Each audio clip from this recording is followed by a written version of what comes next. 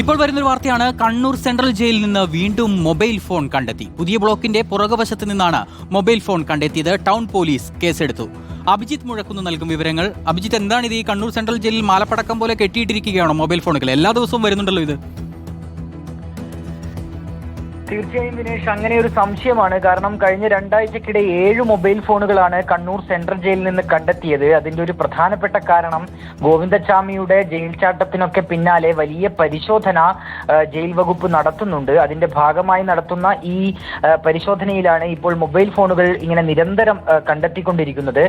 ഈ ഏറ്റവും ഒടുവിലത്തെ സംഭവം ഇന്ന് വൈകിട്ട് ഏതാണ്ട് 6 മണിയോടടുപ്പിച്ച് ജയിലിൽ ഒരു പരിശോധനയുണ്ടായിരുന്നു. ആ സമയത്താണ് പുതിയ ബ്ലോക്കിന്റെ പുറകുവശത്ത് നിന്ന് ഒരു നീല നിറത്തിലുള്ള ഒരു മൊബൈൽ ഫോൺ കണ്ടെത്തി എന്ന് പറയുന്നത്.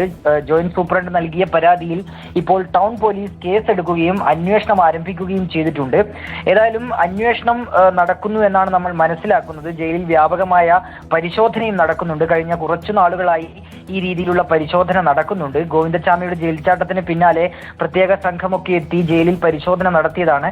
ആ ഘട്ടത്തിലും സമാനമായ രീതിയിൽ മൊബൈൽ ഫോണുകളും ചാർജറുകളും ഒക്കെ കണ്ടെത്താൻ കഴിഞ്ഞിരുന്നു.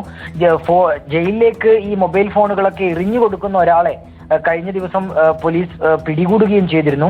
ഏതായാലും ഇതിപ്പോൾ ഏറ്റവും ഒടുവിൽ ഒരു സംഭവം ഉണ്ടായിരിക്കുന്നു. കഴിഞ്ഞ 2 ആഴ്ചക്കിടെ 7 മൊബൈൽ ഫോണുകൾ ഈ രീതിയിൽ കണ്ണൂർ സെൻട്രൽ ജയിലിൽ നിന്ന് കണ്ടെത്തി എന്നുള്ളതാണ് ഏറ്റവും പ്രധാനപ്പെട്ട കാര്യം. വിനേഷ്, നമുക്കതിന് ഏതായാലും ഒരു പോസിറ്റീവായിട്ട് തന്നെ കാണാം. വീണ്ടും മൊബൈൽ ഫോൺ പിടിച്ചിരിക്കുകയാണ് കണ്ണൂർ സെൻട്രൽ ജയിലിൽ നിന്ന്. അഭിജിത്ത് മുഴക്കുന്നാണ് വിവരങ്ങൾ നൽകിയത്.